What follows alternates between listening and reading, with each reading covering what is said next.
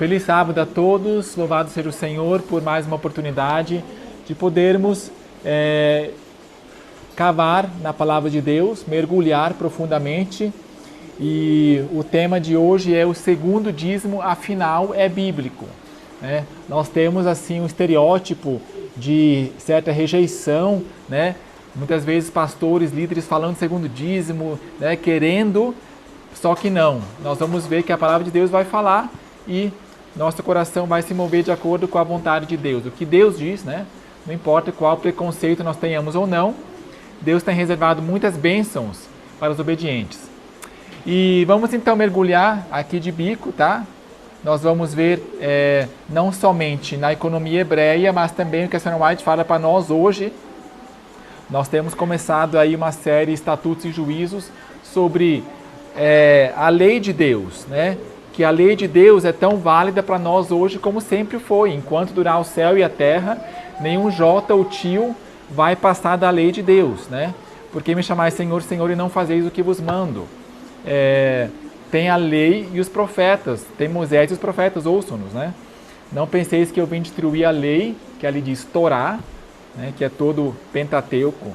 Não vim destruir, mas vim cumprir. O que passou foram tipos, sombras, cerimônias, sacrifícios que prefiguravam a Jesus, né? Então, também vamos ver, então, comparando com a economia hebreia e nós hoje, e no final eu vou fazer um parênteses, porque não é o nosso foco hoje, sobre leigos, né? Ministérios leigos, ou é só Better Quick que deve canalizar os fundos, tá bom? Primeiramente, o primeiro dízimo, todos penso que concordam, estão familiarizados desde a época de Abraão. Foi Abraão que deu dízimo para Melquisedeque, enfim, é milenar. Mas vamos abrir a palavra de Deus em Números 18 para ver o que a Torá diz sobre o primeiro dízimo, porque nem sempre na Bíblia isso está assim discriminado. Olha, esse aqui é o primeiro dízimo, esse aqui é o segundo dízimo. Assim como no Sermão do Olivete, Jesus falou sobre a destruição de Jerusalém e sobre o tempo do fim, e deixou para nós diferenciarmos qual é qual, assim também nem sempre diz, isso aqui é estatuto, isso aqui é juízo, isso aqui é primeiro dízimo. Números 18, verso 21. Esse é o primeiro dízimo, portanto, eis que aos filhos de Levi tenho dado todos os dízimos em Israel por herança, pelo serviço que prestam, o serviço da tenda da revelação. E a Ellen White em Patriarcas e Profetas confirma, com relação ao primeiro dízimo, declarou o Senhor esse verso. Tá? Normal, levitas, pessoas que não têm herança, eles não tinham um dos 12 territórios, mas a herança deles era o sustento deles. No Novo Testamento, Paulo diz, assim ordenou também o Senhor aos que anunciam o Evangelho, que vivam do Evangelho. Nada mais justo, ninguém vai para a guerra às suas próprias custas, né? Então, primeiro dízimo está claro, só aqui pontuando. Agora vamos ao segundo. Na sequência, no mesmo lugar, no capítulo O Cuidado de Deus pelos Pobres, Patriarcas e Profetas diz, a fim de promover a reunião do povo para o serviço religioso, bem como para se fazerem provisões aos pobres, exigia-se um segundo dízimo de todo o lucro. Né? Então está aqui, segundo dízimo na dispensação hebraica. Qual a finalidade? Para promover a reunião, bem como fazer provisões.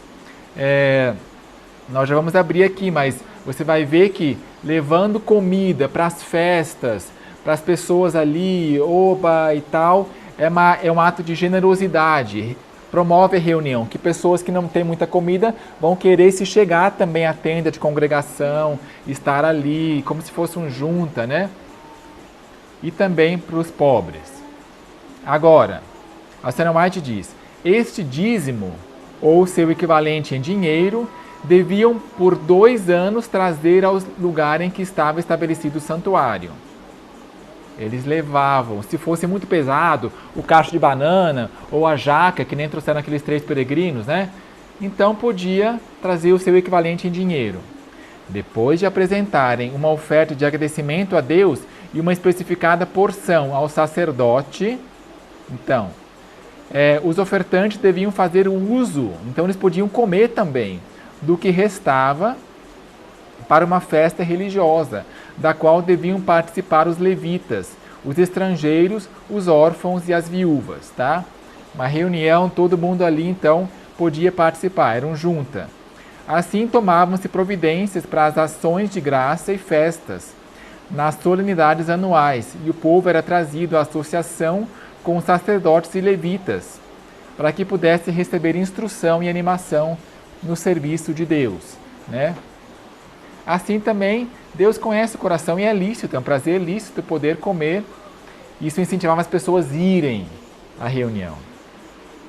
Em relação ao segundo dízimo, ele ordenou, abramos a Bíblia, Deuteronômio. Deuteronômio, 5º livro de Moisés, inclusive em alemão, não tem esses nomes. É 1ª de Moisés, 2ª de Moisés, 3ª, 4ª e até 5ª de Moisés, sabiam? Deuteronômio 14. Deuteronômio 14, verso 23. Aqui está o segundo dízimo. Podem até escrever aí. Aqui não está escrito, mas você pode colocar aí. Esse é o segundo dízimo, para não confundir, né? Uai, mas era para os levitas ou era para... Em relação ao segundo dízimo, ele ordenou o seguinte. Vamos ler a partir do verso 22, então, que é o trechinho. Certamente darás os dízimos de todo o produto da tua semente que cada ano se recolher do campo. Voltando rapidamente, os levitas, eles moravam espalhados pelo país, então não precisava carregar a Jerusalém o cacho de banana até Jerusalém. Os levitas estavam espalhados, tinha um levita lá, ele serve, ele oficia, ele ora, né? Mas o segundo dízimo darás tal. E perante o Senhor teu Deus, no lugar que escolher para ali fazer habitar o seu nome, comerás os dízimos do teu grão, do teu mosto, do teu azeite, dos primogênitos das tuas vacas, tal, para que aprendas a temer ao Senhor teu Deus por todos os dias. Mas se o caminho for comprido, então você pode dar o equivalente em dinheiro. Verso 25, vende-os, né? Então aquele dinheiro darás por tudo que desejares, por bois, por ovelhas, por vinho, por bebida forte e por tudo que te pedir a tua alma. Comerás ali perante o Senhor teu Deus e te regozijarás tu e a tua casa. Né? Mas não desampararás o levita que está dentro das tuas portas, então, sem deixar de fazer, desamparar o levita. E agora, o verso 28, aqui fala sobre o terceiro. Vocês estão achando que é terceiro dízimo? Mas não tenham medo não. Terceiro ano. Verso 25. Ao fim de cada terceiro ano, levarás todos os dízimos da tua colheita do mesmo ano. Verso, portanto, 28. Vamos ver o que a Ellen White diz sobre esse terceiro ano. Em cada terceiro ano, entretanto, esse segundo dízimo devia ser usado em casa, hospedando os levitas e os pobres, conforme Moisés dissera, para que comam dentro das tuas portas e se fartem. Esse dízimo proveria um fundo para fins de caridade e hospitalidade. Interessante. Ok, tá bom? Vamos avançar. Primeiro e segundo dízimo. O segundo dízimo tinha ano 1, ano 2, e no terceiro era para um fim diferente que nos primeiros dois. Agora, vejamos aqui, as contribuições de Ellen White, exigidas dos hebreus para fins religiosos e caritativos, montavam a uma quarta parte completa de suas rendas. Por quê? O primeiro dízimo, o segundo dízimo, 10 mais 10, Dani, dá quanto? 20 mais 5, 25. E esse 5 aí? Deve ser de oferta. O fato é que ela fala que chegavam até uma quarta parte. Eu costumava dar 10% de dízimo e 5% de oferta, já por costume. Muitos até recomendam isso na igreja, né? que seja um pacto, que seja proporcional. Mas aqui então, deles era 10 mais 10 mais 5, que dá 25, uma quarta parte, ó. Isso aqui é uma fração, é uma pizza. Uma quarta parte chegava até esse tanto. E a Sônia White fala o seguinte, ó: uma taxa tão pesada sobre os recursos do povo, poder-se-ia esperar que os reduzisse à pobreza. Mas ao contrário, se você está com medo, gente, segundo o dízimo, eu acho que não vou conseguir, sabe? Mas ao contrário, a fiel observância desses estatutos, era uma das condições de sua prosperidade. Eu sei que pensamentos têm a vosso respeito, pensamentos de paz, para vos dar o fim que vocês desejam. Sob a condição de sua obediência, Deus lhes fez esta promessa. Abramos lá em Malaquias. Melekai é o último livro do Antigo Testamento. Um pouquinho antes de Mateus. Vamos revisar, porque é sempre bom nós nos assegurarmos de que é verdade isso. Nós devemos, inclusive, reclamar essas promessas. As promessas foram feitas, a Vânia fez um sermão sobre isso também há um tempo, né? Para falar, o Senhor falou isso, eu reclamo agora. Malaquias 3, verso 11 e 12. Olha só, o verso 10 vocês conhecem, Malaquias 3:10. Trazei todos os dízimos. Então agora ganha novo significado a palavra todos. Trazei todos os dízimos à casa do tesouro, para que haja mantimento na minha casa. E depois fazei prova de mim, diz o Senhor dos Exércitos. Aqui não fala diz Deus, mas Senhor dos Exércitos, Ele é poderoso. Se eu não vos abrir as janelas do céu e derramar uma bênção sobre vós, que não haja espaço suficiente para recebê-lo. E agora, verso 11, olha só as promessas que devemos reclamar. Reprovarei o devorador por vossa causa, e ele não destruirá os frutos da vossa terra, nem a vossa vide lançará o seu fruto antes do tempo no campo. Não vai dar fruto precoce, a melancia que o Moisés colheu lá e está verde ainda. Não deu, não vingou. Não, essas coisas não vão acontecer se nós trazermos todos os dízimos à casa do tesouro. Verso 12, todas as nações, alto clamor, ó. Tem um cheiro de alto clamor. Vos chamarão bem-aventurados, porque vós sereis uma terra deleitosa, diz o Senhor dos Exércitos. Outra vez. Então, só bênção vai ter em resultado da obediência.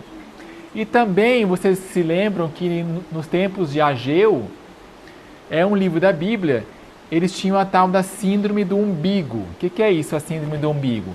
Ficar sempre olhando para a sua casa e os seus negócios, o seu carro, né? Olha só, Sônia White diz, uma notável ilustração dos resultados da retenção egoísta, mesmo das ofertas voluntárias, para não serem usadas na causa de Deus, foi dada nos dias do profeta Ageu.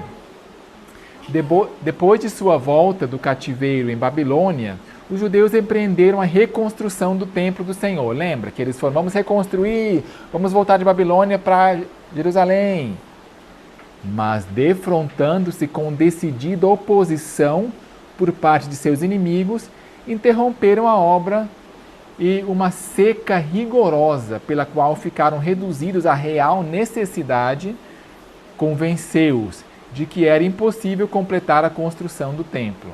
Então, sempre que acontece alguma calamidade ou alguma falta de algum problema na vida, devemos sempre nos sondar, sim. Será que eu estou retendo alguma coisa? Como é que está meu dízimo? Né? A Sônia White fala também que pessoas doentes devem se averiguar e se sondar. Será que ele reteve dízimo?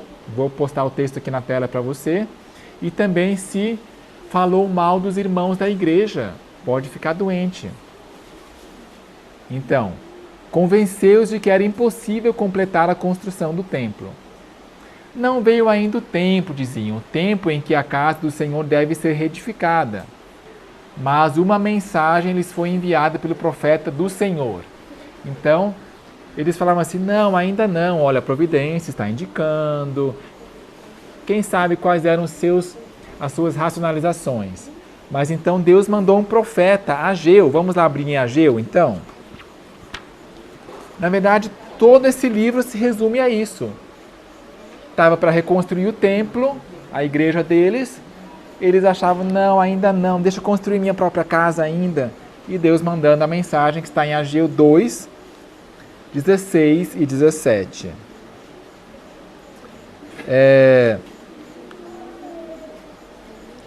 No verso 14 começa já a mensagem.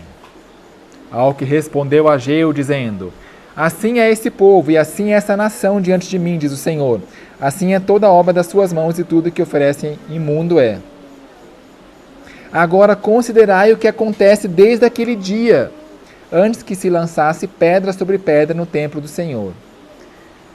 Vejam, olha só, recapitula a sua história. Desde quando começou a dar problema na sua vida? Lembre-se de onde caíste. Lembra lá em Apocalipse? Verso 16. Desde aqueles dias, quando alguém vinha com um montão de 20 medidas, havia somente 10. Quando vinha ao lagar para tirar 50, havia somente 20. Feri-vos com mangra, é um tipo de ferrugem, peste que dá nas plantas, e com ferrugem, e com saraiva, e com todas as obras das vossas mãos. Mas não voltastes para mim. Olha só o objetivo amoroso de Deus permitir que venham calamidades ou dificuldades. Para nos fazer voltar a Ele enquanto há tempo, enquanto há graça. Olha só o objetivo. O que adianta você ter prosperidade, vida boa e morrer e ir para o inferno? Deus quer te salvar. Considerai, pois, eu vos rogo, desde esse dia em diante, né? E verso 19, ainda está semente no celeiro, a videira, você vê que não rende. Você coloca no bolso o dinheiro, mas tem bolso furado. Eu ontem estava aqui trabalhando com fósforo e com isqueiro e com mangueiras para conectar, e eu perdi o fósforo, a caixinha de fósforo sumiu. E depois eu fui achar no meio do gramado lá. Por quê? Meu bolso está furado. Por quê? Porque às vezes coloca a chave de fenda no bolso, ou tesoura, e aí vai furando. Então, eles também estavam assim, com o bolso furado. Parecia que colocava muito, depois ia ver, só tem mais isso. Por quê? Porque Deus fazia com que não rendesse para ver se eles acordavam. O que será que eu estou fazendo de errado? Ou também, a Senhora White fala que muitas vezes Deus demora em responder certa oração para nos fazer, nos sondar e nos termos uma introspecção. Será que eu estou certo, errado? Despertado por estas advertências, o povo se pôs a construir a casa de Deus. Então lhes veio a palavra do Senhor, considerai, nós já lemos aqui, essa palavra do Senhor aqui. Espalhou, deu aos pobres. Provérbios 11 diz assim, há um que semeia, que dá vontade e ainda mais lhe é acrescentado. Mas o outro que retém mais do que é justo e ser-lhe-á em pura perda. Jesus falou assim, dai e ser-vos-á dado. Será que nós cremos também? Ou será que temos incredulidade? Os israelitas não entraram em Canaã por causa de sua incredulidade. Então, até a quarta parte. Portanto, vamos agora ver para nós. A Senhora White, será que diz alguma coisa para nós hoje? Ou era só, não, isso é para aquela época, dispensação hebraica, olha só, Deus colocou o povo de Israel para ser uma luz para os gentios. O objetivo de Deus sempre foi o mesmo, que é atrair outras pessoas para a verdade.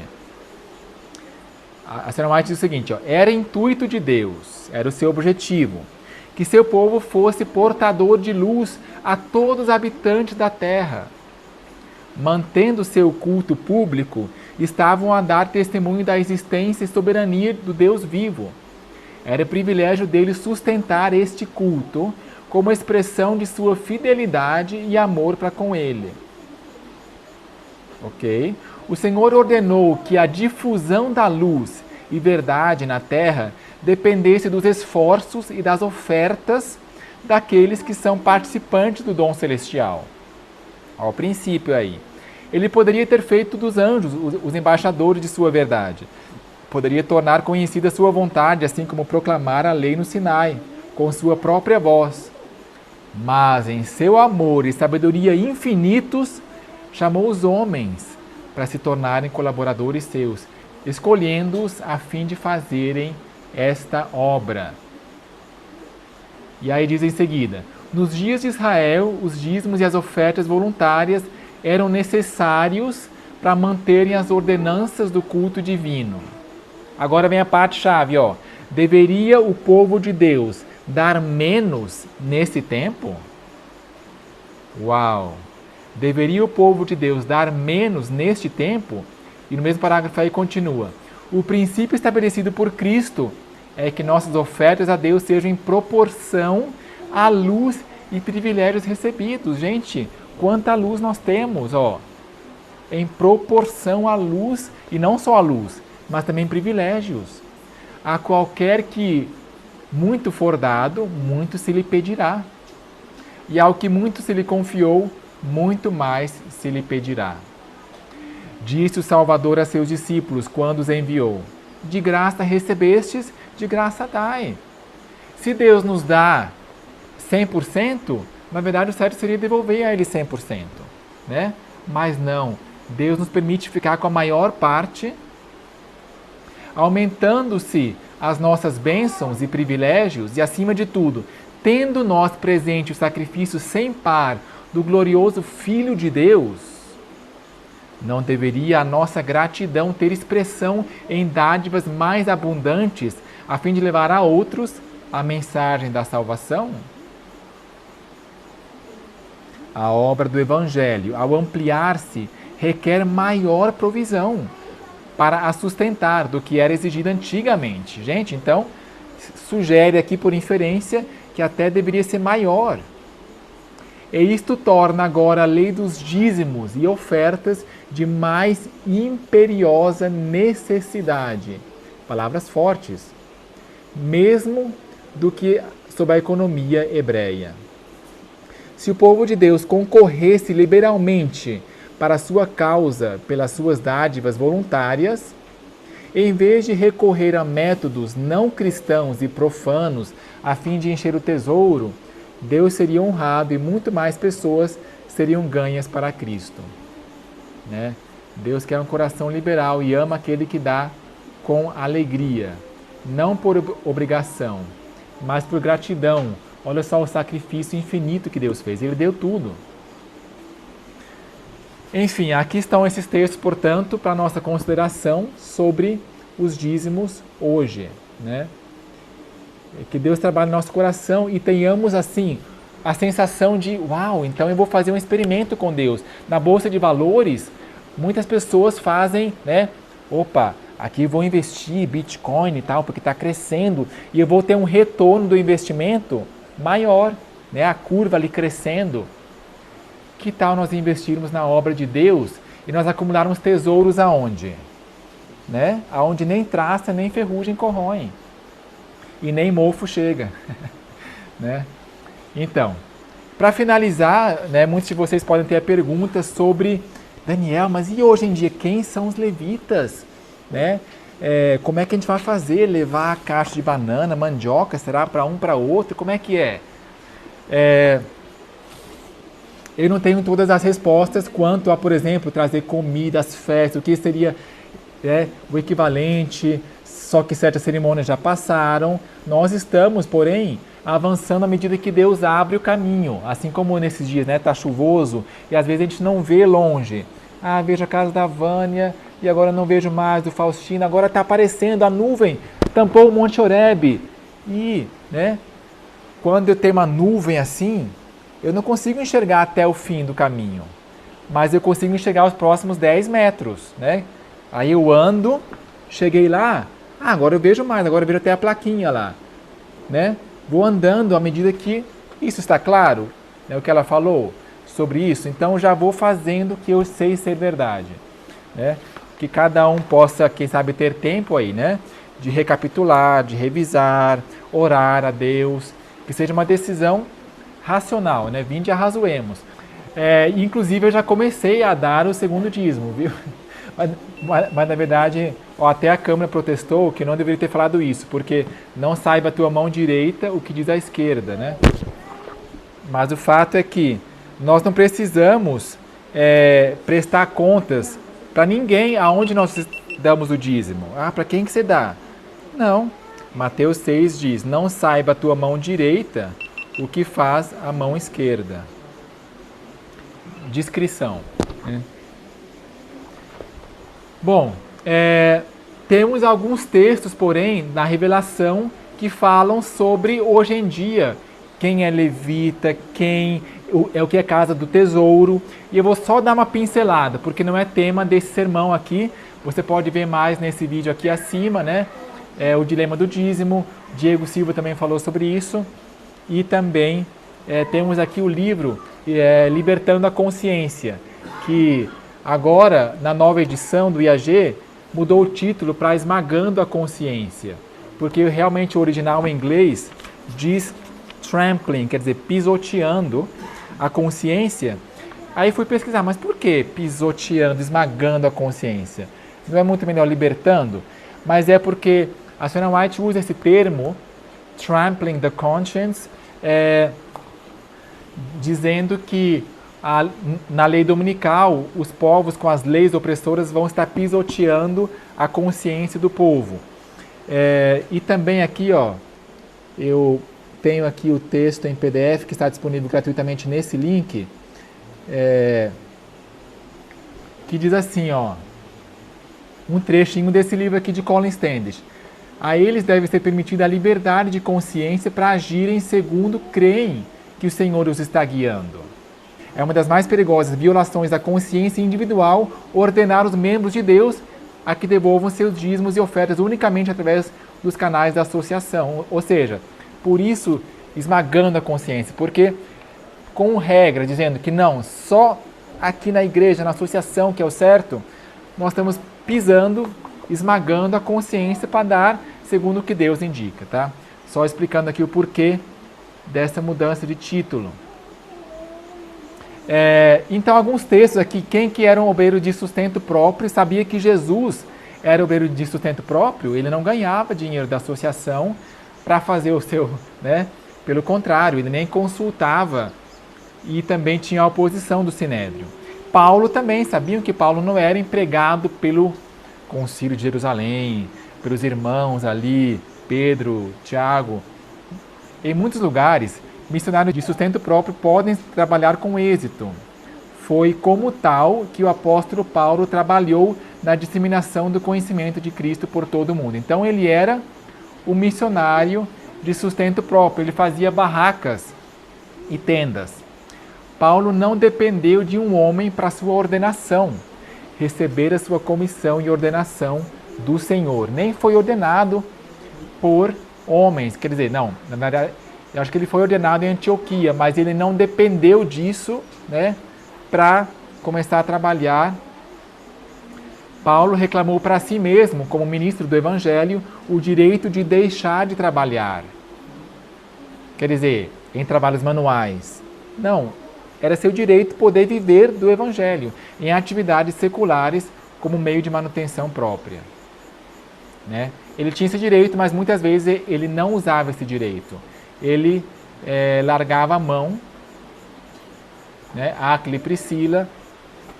Agora, sobre folhetos impressos, aqui a Sarah White diz o seguinte: ao comissionar os discípulos a irem por todo o mundo e pregarem o Evangelho a toda criatura, Cristo designou aos homens a obra de propagarem o Evangelho.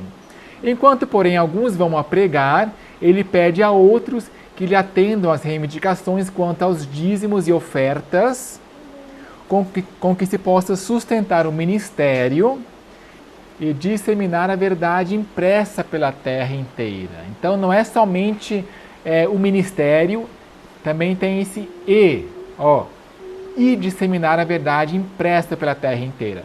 Dízimos e ofertas, tá? Inclusive, olha só, esse é o meio pelo qual Deus quer exaltar o homem. não é só uma possibilidade, mas é um meio que Deus quer usar esse meio para exaltar o homem, para levar a luz, para exaltar do pecado.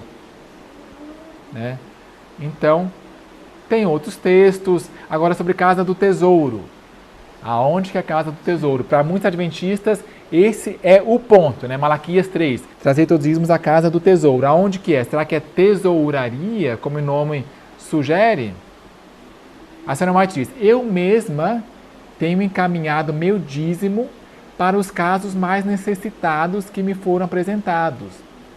Fui instruída a fazer isso, e como o dinheiro não é retido da casa do tesouro, então ela dava diretamente aos casos necessitados sem passar pela tesouraria, e diz que não é retido do tesouro de Deus, não é tesouro da igreja.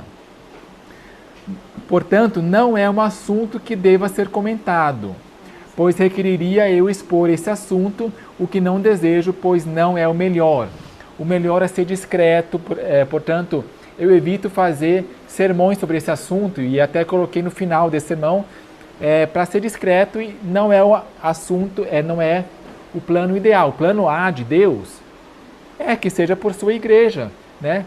Especialmente se fosse fiel, né? E não usasse maus dízimos.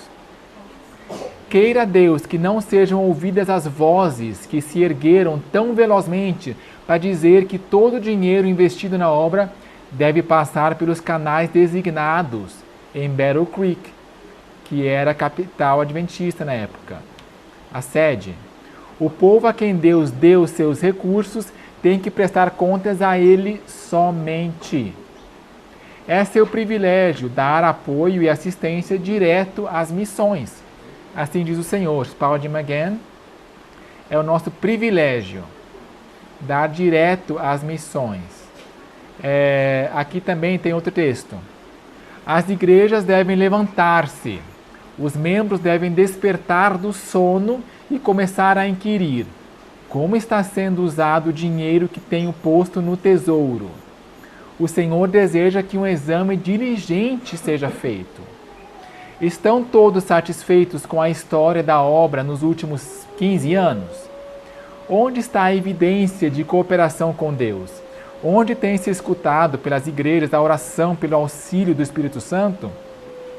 Desgostosos e desanimados, nos afastamos da cena. Né? Então, não é simplesmente, né, como muitos acreditam, eu dou e lavo as mãos agora, né? Eu fiz a minha parte. Não. Não, é pregado na igreja que a nossa obrigação é dar o dízimo. E quando eu fui mostrar esse texto, uma pessoa até, na verdade, esse texto não é nem apresentado, porque de nós é exigido saber o que está se fazendo com o dízimo. E é pregado o seguinte, que a igreja e os pastores, aonde está sendo o dinheiro investido, é com Deus. Você está vendo que as coisas não estão indo certo, mas não. O membro não tem a obrigação de saber aonde está sendo direcionado. Sim. E esse texto refuta frontalmente esse pensamento, esse raciocínio humano, derruba por terra. Nós temos sim como está sendo usado o dinheiro que tenho posto no tesouro. O Senhor deseja que um exame seja feito. Ele quer que seja feito. Estão todos satisfeitos? Crest Collection.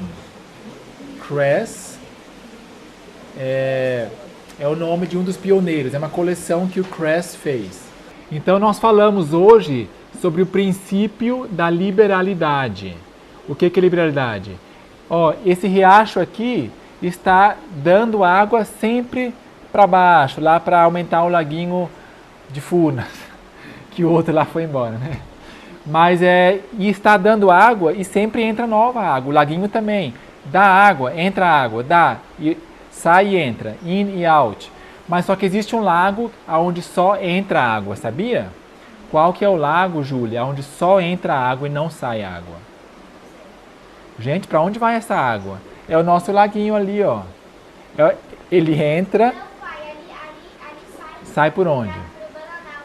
Sai por baixo, escondido. Mas tem um outro lago onde entra e não sai nem por baixo. Sabe qual que é? É um mar, se chama Mar Morto.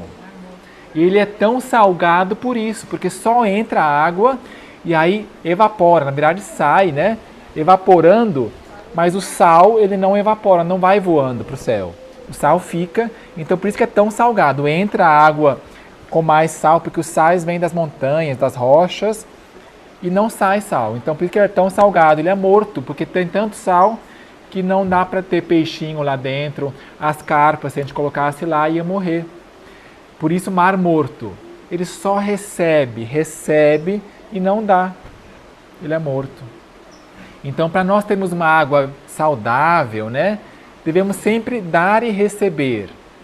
Dando e recebendo. As próprias plantas também, as árvores, né, dão frutas e cai no chão, cai folhas no chão. Os primeiros 3 anos, 4 anos, cai no chão também, né, para adubar o solo. Falamos nesse vídeo aqui sobre isso também da vez passada, né?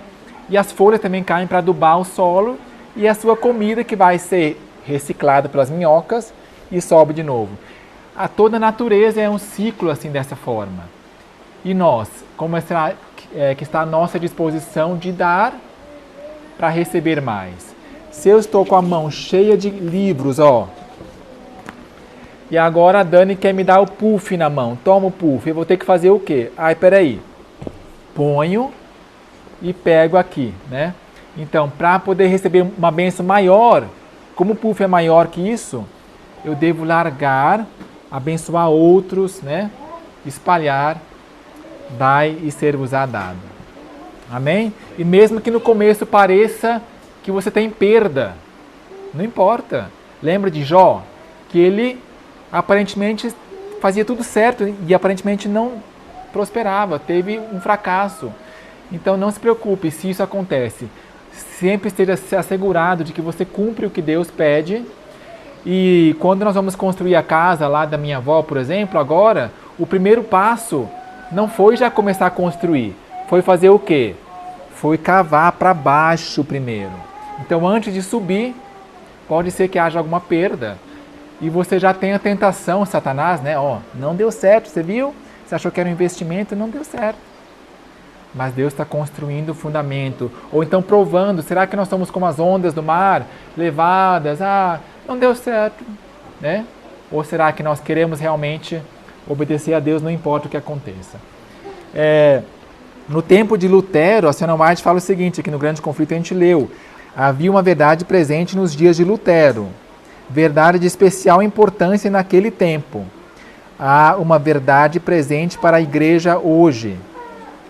Aquele que todas as coisas faz segundo o conselho de sua vontade, foi servido colocar os homens em circunstâncias várias e ordenar-lhes que deveres peculiares aos tempos em que vivem e às condições sob as quais são postos. Então, em seguida também fala, a reforma não terminou com Lutero. Castelo forte é nosso Deus. A reforma não acabou com ele, como muitos supõem. Continuará. Será que continuará até Ellen G. White? Hoje todas as verdades se acham reveladas, aleluia. Será que é isso? O que diz? Continuará a reforma até ao fim da história deste mundo. Então, nós que sejamos portadores dessa tocha, né, de fazer tudo o que Deus pede. A Senhora White diz lá em Êxodo 19, na Bíblia White, no comentário, de que o compromisso do povo de Deus no tempo do fim vai ser tudo que o Senhor falou, faremos. Obviamente, considerando as circunstâncias, o contexto, considerando que a profetisa revela sobre isso, se a Senhora White em algum lugar contradiz ou fala que algum estatuto hoje em dia Deus não pede mais, acabou. A palavra de Deus vai ser sempre um complementando o outro, jamais deixando de lado a profetisa. Porém, se Deus falou uma vez e não desfalou, por assim dizer, então está falado. Assim como o sábado. Muitos evangélicos querem ver no Novo Testamento onde é que está escrito que o sábado é verdadeiro, ou que é carne de porco. Não precisa, já está revelado e Deus nunca desfalou isso. Então, de toda palavra viverá o homem. que sai da boca de Deus. Amém?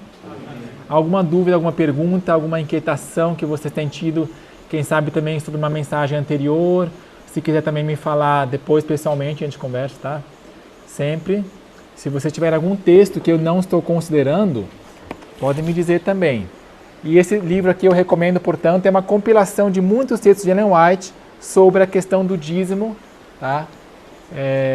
Hoje, ok? Vamos então fazer uma oração para finalizar esse momento. Vamos fazer uma oração e ficar de joelhos?